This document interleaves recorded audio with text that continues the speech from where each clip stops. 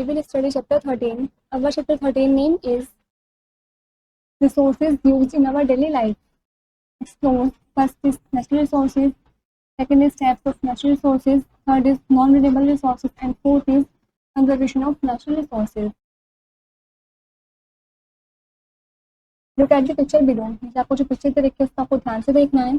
How many animals can you see in the picture? आपको इस picture में कितने एनिमल्स दिख रहे हैं वो आपको यहाँ पर लिखना है.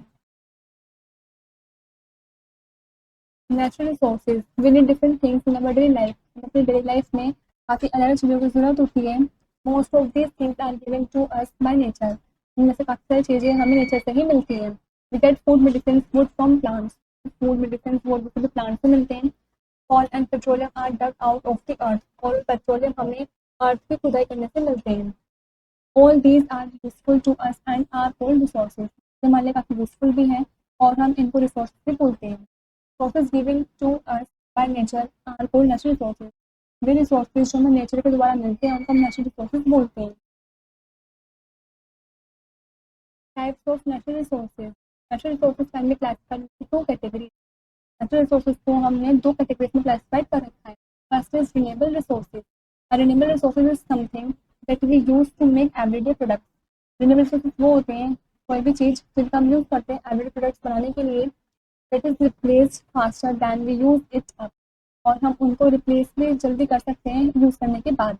Renewable resources can be recycled. Renewable resources recycle हो सकते हैं. They never get exhausted. वे कभी भी थकते नहीं हैं. Sunlight, air, soil and water are renewable resources. ये सभी क्या है? रिन्यूएबल रिसोर्सेज हैं. Recycling means using discarded materials once again. Recycling का मतलब होता है डिस्कार्डेड मटेरियल्स को एक दोबारा से यूज़ करना. Water can B recycle easily. जो वाटर है वो इजीली रिसाइकल हो सकता है. In today's world recycling has became very important for us. आज के टाइम पर जो रिसाइकलिंग है वो काफ़ी इंपॉर्टेंट बन गया है हमारे लिए. It cuts down the amount of rubbish and saves national resources by reducing the need for new raw materials. ये रबिश के अमाउंट को कट कर देता है और नेचुरल रिसोर्सेज को सेव करता है. रिड्यूसिंग जो नीड होती है हमें न्यू रॉ मटेरियल्स की उसको रिड्यूस करने के द्वारा.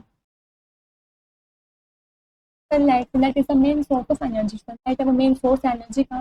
The sun's energy is also called solar energy. सन की एनर्जी को हम सोलर एनर्जी भी बोलते हैं. Nowadays we use solar energy as an source of energy. आज के टाइम पर हम सोलर एनर्जी का यूज़ कर रहे हैं as an alternative source of energy के रूप में which does not pollute the environment. जो हमारे एनवायरमेंट को पॉल्यूट नहीं करता है. Solar energy is stored in photosynthesis cells and is used in many ways. Solar energy है उसको हम फोटोसेंसिटिव सेल्स में स्टोर करके रखते हैं और सब काफ़ी सारे तरीकों में यूज़ भी करते हैं. Like running fans, cooking food, drawing water from wells and operating cars. Next is water. Water is essential for life. जो वाटर है वो काफ़ी एसेंशियल है हमारी लाइफ के लिए. Life can exist without water. बिना पानी की लाइफ एग्जिस्ट नहीं हो सकती है. River water is use for irrigating agricultural land and for generating electricity. River water का हम यूज़ करते हैं एग्रीकल्चरल लैंड को इरिगेट करने के लिए, इलेक्ट्रिसिटी को जनरेट करने के लिए. Underground water is use mainly for drinking and irrigation purposes. Underground water का हम यूज़ करते हैं पीने के लिए और ज़्यादातर इरिगेशन पर्पसेज के लिए. Soil is the most layer of the अर्थ. जो सॉइल है वो मोस्ट लेयर है अर्थ की. All plants grow in the soil and provide us with fruits, vegetables, firewood, timber etcetera. सभी प्लांट्स सॉइल में ग्रो होते हैं और हमें फ्रूट्स, वेजिटेबल्स, फायरवुड, टिम्बर सभी प्रोवाइड करते हैं. Soil provides nutrients that help plants to grow. जो soil है वो nutrients से provide करती है जो help करते हैं plants की grow करने में. Next is wind. Wind energy can be used to generate electricity to grow underground water and to operate floor mills. Wind energy का हम यूज़ करते हैं electricity को generate करने के लिए, underground water को grow करने के लिए और floor mills को operate करने के लिए. Wind energy can be put to use with the help of wind mills.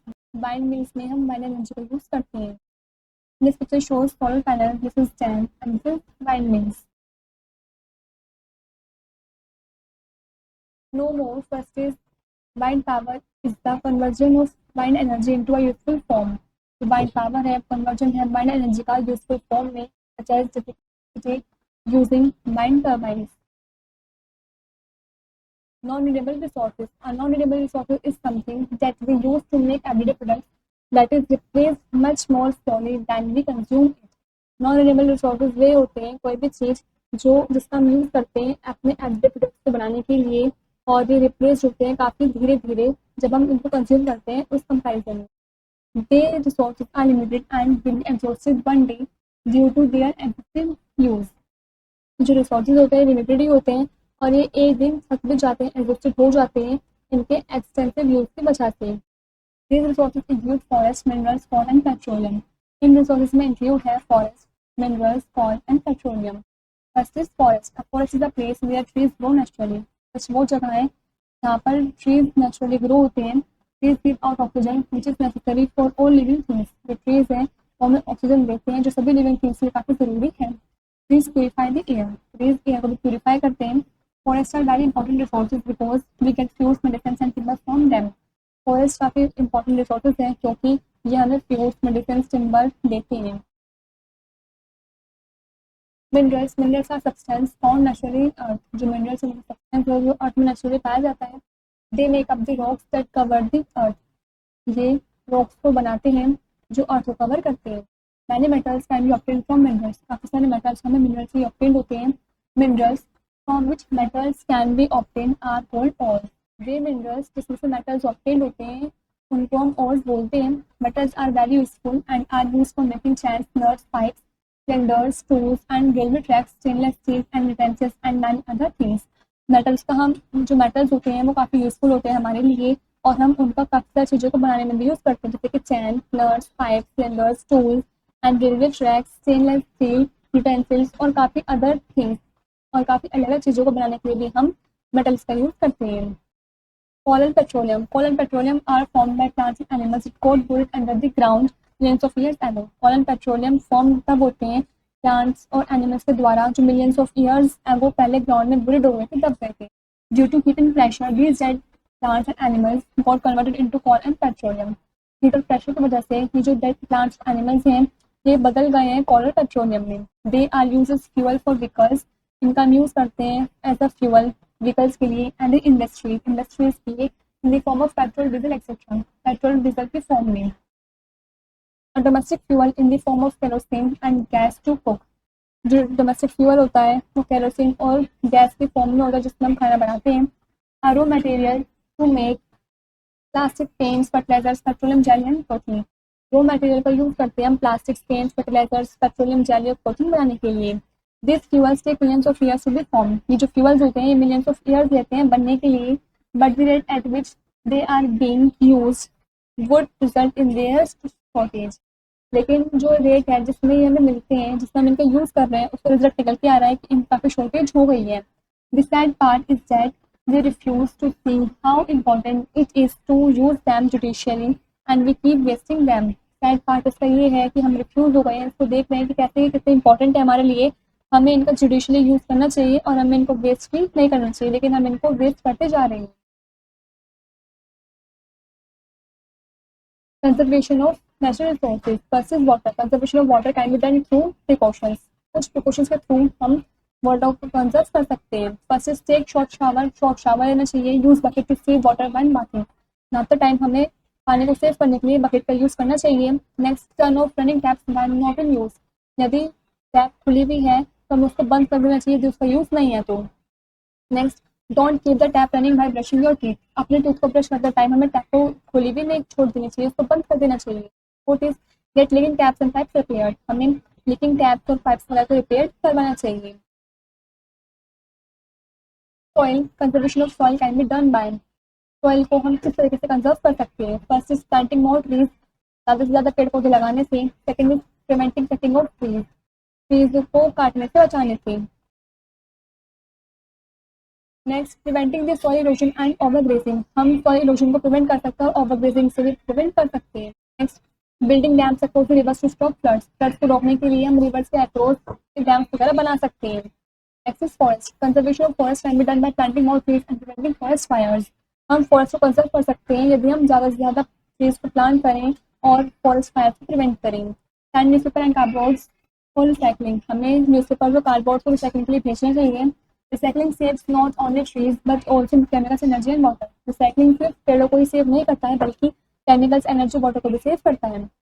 Writing on both side of the paper. हमें पेपर के दोनों साइड पर लिखना चाहिए। Keep your text book carefully so that your juniors can use them next year. आपको अपने text book को ध्यान से रखना चाहिए जिससे कि जो आपके जूनियर्स हैं वो अगले साल उनका यूज़ कर सकें.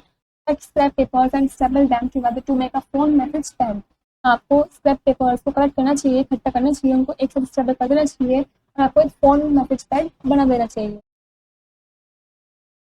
Conserving fuels. Conservation of fuels can be done by. हम फ्यूल्स को इस तरीके से कंजर्व कर सकते हैं. First is using low energy light bulbs. हमें लो एनर्जी वाले लाइट बल्ब्स का यूज़ करना चाहिए जैसे कि CFL. It means compact fluorescent lamps. Second is recycling the things that are made of metals. हमें उन चीज़ों को रिसाइकल करना चाहिए जो मेटल से बने होते हैं. Third is using pressure cookers to save gas. Gas को बचाने के लिए हमें प्रेशर कुकर का यूज़ करना चाहिए. Fourth is turning of light and electrical appliances when not required. यदि ज़रूरत नहीं है तो हमें लाइट और इलेक्ट्रिकल अप्लायंसेस को बंद कर देना चाहिए. Next using a car pool to go to school और ऑफिस. हमें कार पूल का यूज़ करना चाहिए स्कूल जाने के लिए, फिर ऑफिस वगैरह जाने के लिए. It would help to save fuel and reduce air pollution. ये फ्यूल को सेव करने में भी हेल्प करेगा और एयर पोल्यूशन को भी कम करेगा. Next, switching off the indication of the vehicle eight traffic light. Traffic light के दौरान हमें व्हीकल को बंद कर देना चाहिए, स्विच ऑफ कर देना चाहिए. नेक्स्ट, वॉकिंग और cycling to nearby places. पास की जगहों पर हमें चल कर जाना चाहिए, फिर साइकिल पर जाना चाहिए. हमारे पास first resources given to us by natural are को नेचुरल रिसोर्सेज. ये रिसोर्सेज जो हमें नेचर के द्वारा मिलते हैं उन्हें नेचुरल रिसोर्सेज बोलते हैं.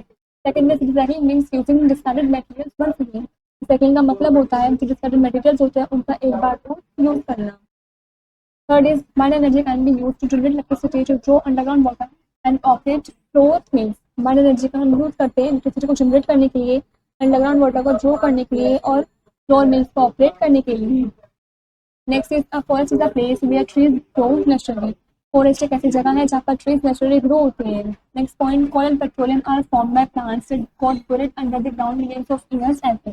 कोल और पेट्रोलियम प्लांट्स के द्वारा बनते हैं जो मिलियंस ऑफ ईयर्स एगो पहले ग्राउंड में buried हो गए थे, दब जाते हैं. Next, we should conserve natural resources such as water and soil. हम नेचुरल रिसोर्सेज को कंजर्व भी कर सकते हैं जैसे कि water and soil. Last is conservation of forest can be done by planting more trees and preventing forest fires. हम forest को कंजर्व कर सकते हैं यदि हम ज़्यादा से ज़्यादा प्लांट्स वगैरह लगाएं और फॉरेस्ट फायर को प्रिवेंट करें. This is where the chapter is complete.